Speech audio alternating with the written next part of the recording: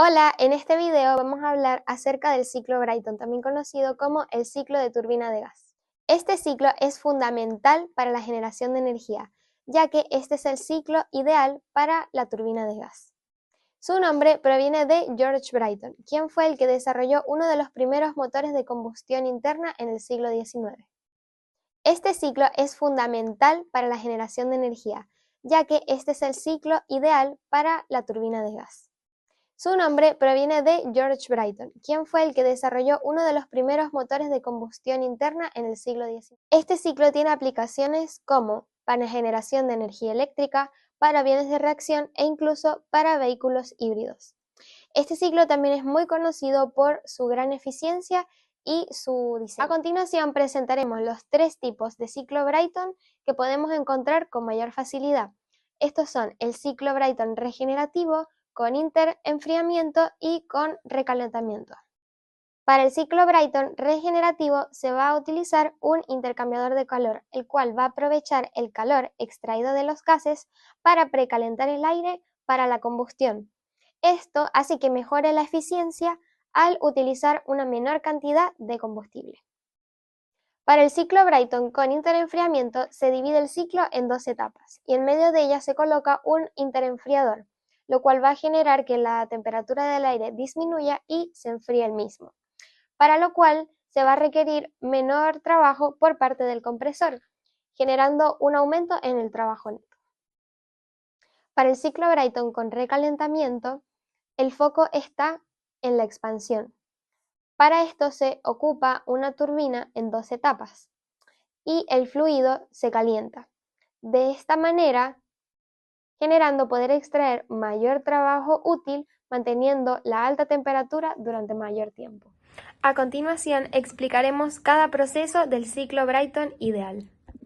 El ciclo consta de 4 procesos termodinámicos. Van del punto 1 al punto 2, del punto 2 al punto 3, del punto 3 al punto 4 y del punto 4 de nuevo al punto 1. Del punto 1 al punto 2 se produce la compresión isentrópica adiabática reversible. En este proceso, el aire entra al compresor donde su presión y temperatura aumentan sin pérdida de calor. Este proceso requiere trabajo de entrada. En el gráfico temperatura versus entropía específica, la línea vertical ascendente muestra que la entropía se mantiene constante. Y en el gráfico presión-volumen se reduce el volumen y aumenta la presión. En el segundo proceso, del punto 2 al punto 3, tenemos la adición de calor a presión constante, o sea, la combustión ideal. En este proceso, en la cámara de combustión se añade calor o combustible, elevando la temperatura del aire a presión constante. No hay trabajo ni compresión, solo transferencia de calor. En el gráfico temperatura versus entropía específica tenemos una curva hacia la derecha. Esto significa que la entropía aumenta. En el gráfico presión versus volumen, el volumen aumenta y la presión permanece constante. En el tercer proceso, del punto 3 al punto 4, se produce la expansión isentrópica, adiabática reversible. En este proceso, el aire se expande en la turbina, produciendo trabajo útil. Este es el proceso donde se extrae energía mecánica. En el gráfico temperatura versus entropía específica, la línea vertical descendente muestra que la entropía es constante. Y en el gráfico presión versus volumen, aumenta el volumen y disminuye la presión. Finalmente, en el último proceso, del punto 4 al punto 1, hay rechazo de calor a presión constante. Esto quiere decir que el aire vuelve a la condición inicial mediante enfriamiento a presión constante, finalmente cerrando así el ciclo. En el gráfico de temperatura versus entropía específica hay una curva hacia la izquierda. Esto significa que la entropía disminuye, mientras que en el gráfico presión-volumen disminuye el volumen a presión constante. Finalmente, en esta diapositiva, en la esquina inferior derecha, tenemos una tabla resumen en la cual se muestra el proceso, el tipo y el cambio clave según el punto en el que nos encontremos del proceso. Hola compañeros y profesor, yo soy Benjamín y voy a hablarles sobre los tipos de ciclo Brayton. El primero que hablaremos será el ciclo Brayton ideal. Este consta de 4 etapas. En la primera, el fluido a trabajar entrará en un compresor. en el cual el proceso que se llevará a cabo será adiabático, lo cual quiere decir que no habrá ninguna pérdida de calor. También, al estar hablando de un caso ideal, se dirá que este proceso es reversible. Por ende, y lo anterior, se dirá que este proceso también es isentrópico, lo cual quiere decir que la entropía del fluido permanecerá constante durante el proceso. Entonces, en esta etapa, el fluido aumentará su presión y también su temperatura al ser comprimido. Luego de esto, pasará a una segunda etapa donde entrará un intercambiador de calor. En esta etapa, el fluido aumentará su temperatura y su volumen específico, lo que sí va a disminuir su densidad. Luego de esta etapa entrará a una tercera, donde entrará una turbina. En la turbina, el fluido se expandirá y transformará la energía adquirida anteriormente en trabajo. Acá, al no haber pérdidas, también se dice que es isentrópico. Luego de esto, entrará a la cuarta etapa, donde el fluido, al salir de la turbina, entrará en un intercambiador de calor. En este intercambiador de calor, perderá el aumento de temperatura residual que le quedó de la etapa anterior, de forma que al terminar esta cuarta etapa, el fluido terminará en las mismas condiciones que en un inicio. Y luego el ciclo se repetirá constantemente al ser un ciclo cerrado. El ciclo Brayton aplicado de una forma realista. Este ciclo es similar al original, solo que al ser realista adquiere todas las pérdidas que tiene el mundo real. Entonces, los procesos que solían ser isentrópicos dejan de serlo y el ciclo pasa de ser uno cerrado a uno abierto. Entonces el fluido comienza entrando al compresor igual que antes, solo que ahora el compresor tiene sus pérdidas y es menos eficiente, por lo cual requiere de más trabajo para conseguir la misma presión. Luego llega al intercambiador, lo que sería el intercambiador de calor, que en este caso es una cámara de combustión que hace uso de combustible para realizar su proceso. Entonces, este también tiene sus pérdidas, así como puede ser una mala combustión o las pérdidas de presiones dentro del proceso. Para luego que el fluido llegue a lo que sería la turbina, la turbina no logra transformar al 100% toda la energía que trae consigo el fluido y también puede tener pérdidas de fluido en el proceso. Una vez terminada esta etapa, el fluido, en lugar de ser recirculado, es liberado al ambiente. El ciclo Brayton con regeneración. Este es similar al ciclo aplicado de una forma realista, solo que se le agrega un regenerador. Este regenerador hace uso del fluido que va a ser liberado al ambiente para precalentar el fluido que va a entrar al intercambiador de calor, logrando así una mayor temperatura, aprovechando la restante del fluido que va a ser liberado, logrando así una mayor eficiencia. El ciclo Brayton con interenfriamiento, regeneración y recalentamiento. Este ciclo cuenta con 10 etapas. En la primera etapa, el fluido entra a un compresor que eleva la presión del fluido a una presión intermedia. Luego se lleva a un interfriador. ¿Esto por qué? Esto es para disminuir la temperatura, ya que comprimir un fluido frío o con una menor temperatura favorece la compresión haciéndola más sencilla. Y al ser comprimido el fluido también aumenta su temperatura, entonces un poco para contrarrestar y hacer más eficiente el proceso. Entonces, una vez salido del interfriador, pasa por un segundo compresor que le sigue el paso por el regenerador. El regenerador, como vimos en el ciclo anterior,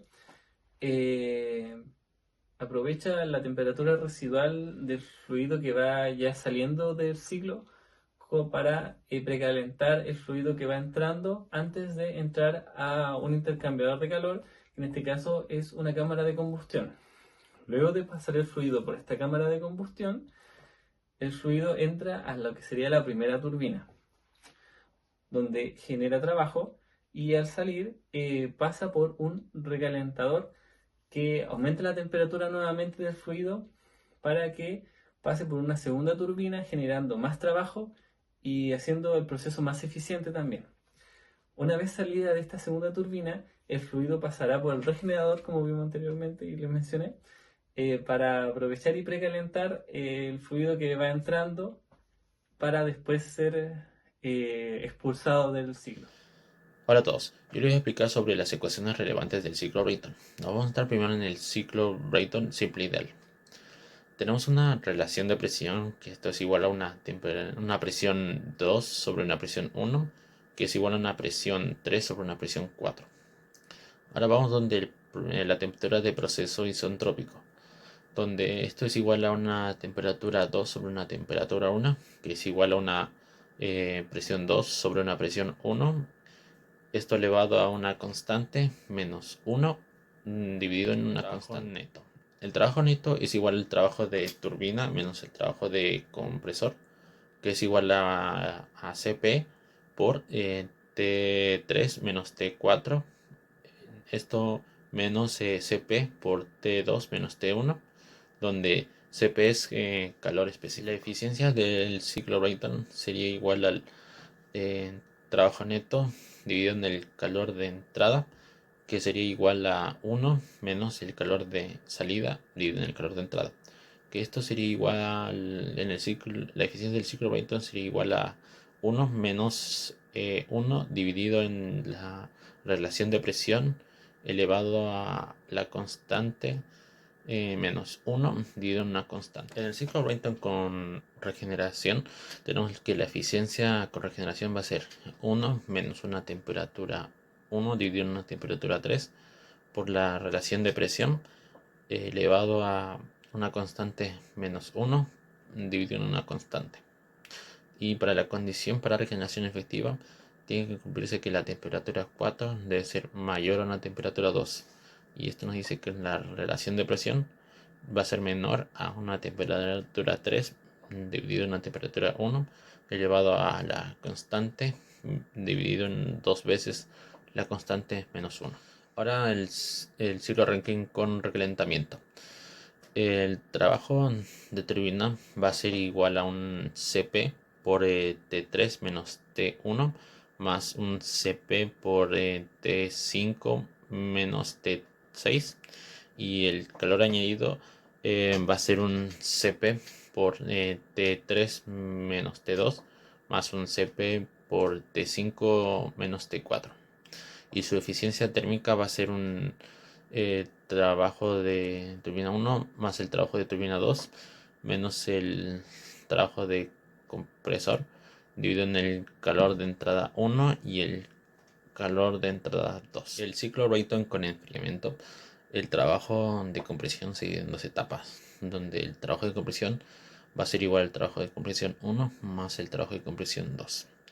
Esto en la eficiencia va a ser igual al trabajo neto dividido en el calor de entrada. Es igual a un trabajo de turbina menos el trabajo de compresión. Esto dividido en el Cp por la temperatura 5 menos una temperatura 4. El ciclo Brayton con interenfriamiento, recalentamiento y refrigeración, su eficiencia va a ser el trabajo neto dividido en el calor de entrada más el calor de entrada 2. Vale, primero vamos a hablar sobre las aplicaciones y comentarios finales sobre el ciclo Brayton ideal. Ya. Principal, yo voy a hablar ciclo Brayton ideal en aplicaciones de donde se utilizan en la vida cotidiana prácticamente. Podríamos mencionar como la de las turbinas de aviones, generación de energía eléctrica y motores de turbina de gas en la industria. ¿Ya? Principalmente en los aviones están los tubos FAS y los tubos ejes, que estos generan la potencia necesaria para que el avión pueda volar. En la generación de energía eléctrica se ocupan en las centrales eléctricas para generar electricidad y estas tengan la mayor eficiencia a base del vapor que estas generan, ¿ya? Es como algo combinado. Y los motores de turbina de gas en la industria prácticamente con este ciclo podríamos generar trabajo mecánico y trabajo eléctrico, ¿ya? En este ciclo podemos encontrar cuatro componentes principales, como el compresor, la cámara de combustión, la turbina y el escape, ¿ya? El compresor comprime el aire generando mayor presión y temperatura. La cámara de combustión, se le agrega calor al aire comprimido, generando una presión constante. La turbina, con todo esto, genera trabajo mecánico. Y el escape libera todo lo generado al aire y al ambiente. Bueno, Si comparamos el otro, que es principalmente los vehículos a combustión, o el diésel, que está principalmente en los camiones y maquinaria pesada, este es uno de los más eficientes, ya que este genera un flujo continuo de aire y gases y soporta mayores temperaturas y presiones altas, ¿ya? Por eso es uno de los más eficientes.